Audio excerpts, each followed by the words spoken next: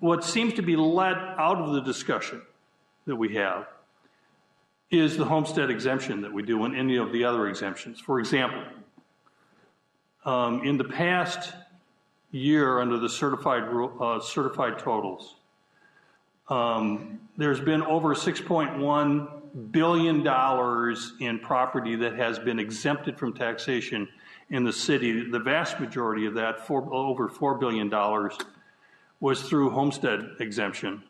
And then there were other exemptions as well, disabilities, veterans, those types of things, over 65, those types of exemptions took place. I begin to wonder if we really can afford those exemptions anymore, to be candid. If we're going to go to an effective tax rate, and that's all we really care about, is what the effective tax rate is, then do away with the exemptions. Why have such a complicated mathematics? I can tell you that if a property, and I went out and took a look at realty.com just real quickly just to get a number that was based on somebody other than me making up a number. But I went out to realty.com and took a look at what the list price of a home was in 2016 and then what the list price of the home was in 2017 using January of each year. And I found that the home was $329,900 in 2016. It was $365,000 in Plano in 2017. If I used the effective tax rate on that, what it basically said is I wouldn't collect any more dollars between 2016 and 2017 than I did the previous year. So in essence, if the taxes did go up, even by a 46.86, which we have, I would only save myself $164. Yet the homestead exemption allows me to save $347.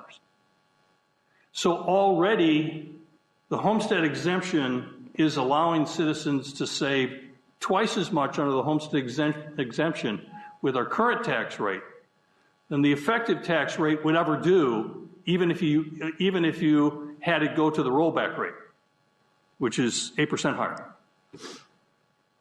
So I'm only saving myself 164. The citizens are only saving themselves 164. With a homestead exemption, they're saving 342. So are we really saying that we want to have an effective tax rate and the homestead exemption and the over 65 exemption, or do we no longer can afford the exemptions?